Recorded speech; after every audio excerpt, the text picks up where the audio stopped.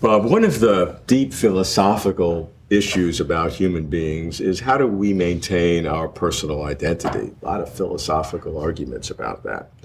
But I want to come to you as a neuropsychologist, particularly in looking at impairments of mentality, and try to understand how our sense of personal identity can be affected, can change, and then what is it in its normal form?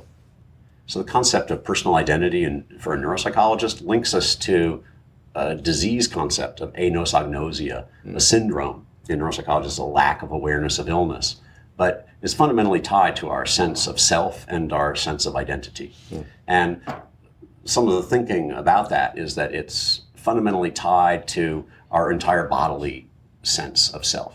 That if you thought about love as being a higher derivative cognitive function from lust, you could think about the sense of self and personal identity as being a higher level derivative of the sense of bodily integrity.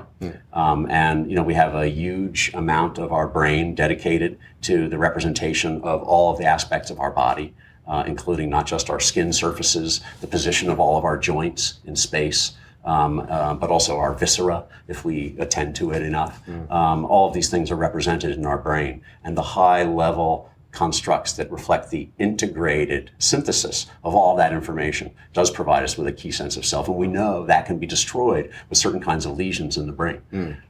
There are also probably other really critical components in the sense of self that come from us being able to identify our own willed intentions. What is it that we intended to do? What is our plan for action? And I think this is tied to the primitive action systems of the brain, and it is ultimately linked to our motor control and how we act upon our environment.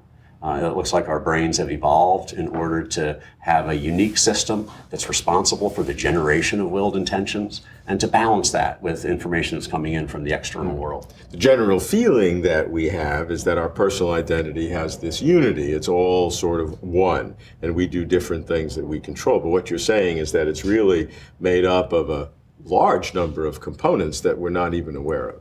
Yes, and I think that the experiments in nature that cause neuropathology sometimes show us how these things can be disconnected.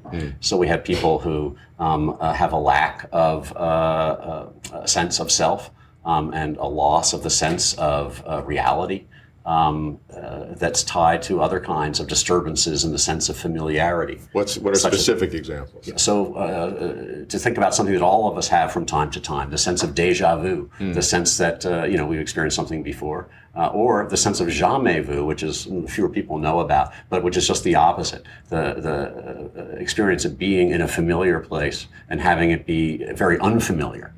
That's much more closely tied, I think, to this loss of the sense of identity. But it's an alteration in the perception that we are who we think we are. Another syndrome that's well known in psychiatry is the Capgras syndrome. This is a delusional syndrome where we believe that those people who are around us have been replaced by imposters. I was interviewing a man who I thought was perfectly healthy until I asked him about his family. I said, "Tell me about your family." He says, "What do you mean by that?" And I was, well, the people that you grew up with and that raised you. He says, they were all replaced by duplicates. And the man sincerely believed that the people around him were not who they thought they were, that they had been replaced by alternates. And some people feel that about their own bodies. There are syndromes of body dysmorphic disorder where people feel that parts of their body are suddenly unusual, deformed, or not part of themselves anymore. So it's almost the opposite of the syndrome where someone might have a phantom limb, the experience of having the limb after the limb has been removed. People can have a sense about one of their own body parts that is disconnected from them and doesn't feel like theirs anymore. Philosophers might argue that in those cases, although what is part of my person is different, but if I lost my legs and my arms, I'd be handicapped, but I would still feel like I'm the same person. So how concentrated and deep do you have to get to get to the sense of person? These are problems that the person has, but the person still thinks they're the same person.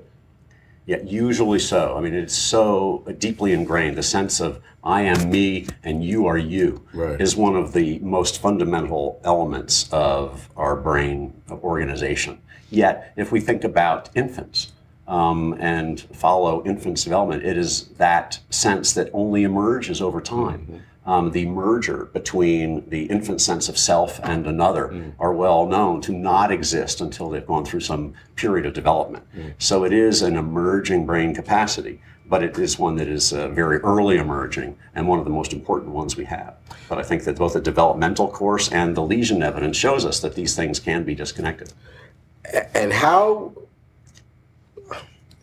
far can you go in taking away pieces of our person before you really don't have the sense of individual personhood? You take away our sight, our sound, our limbs, and we would be severely handicapped, but we'd still have the sense I'm the same person. Yet, at the same time, we can produce relatively specific lesions in the brain that lead us to have a complete loss of our sense of agency and volition. So I think that we're beginning to understand some of the brain circuitry What does that that's mean? involved in representing these the sense of self and the sense of agency, the sense that we're responsible for our own actions. So you can actually do something and feel like you're not responsible for it. Yes, is the classic example of the alien hand sign is one where a person performs an action like brushing a fly off their shoulder and doesn't believe that they are responsible for it, and they think somebody else did. You did that to me. And this illustrates that just that one very small brain lesion can result in a disconnection between an individual's actions, which they obviously performed. You can watch it on TV, but their inability to recognize that they generated that action. And if they saw that on TV played back for them, what would they say? It wouldn't alter their sense that they had not done that. They might think that you just produced that you manufactured that somehow through the magic of film. Because the internal sense was so strong that they didn't do that. It's amazingly hard to overcome the internal sense of either having done something or not having done something. But now there are these experiments in nature which show us these things can be disconnected.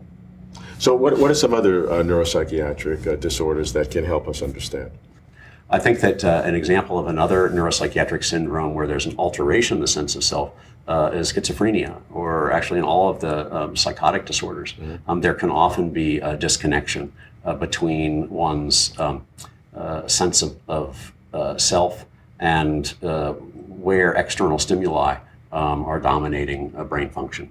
So it looks as though in most auditory hallucinations, there's activity within our temporal lobe, the auditory linguistic system of the brain, that is ongoing. You can document it with scans, but the individual doesn't have the sense that they generated that activity themselves.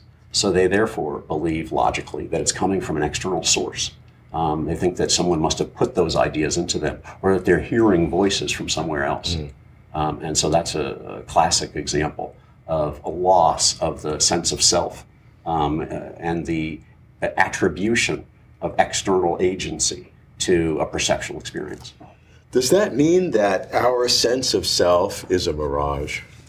Well, I don't think it's any more a mirage than any other kind of brain activity, but I think that we have to appreciate that all of our sensorium, all of our experiences, all of our senses are products of brain activity and brain function. But I don't think that minimizes the process in any way. I think it's miraculous.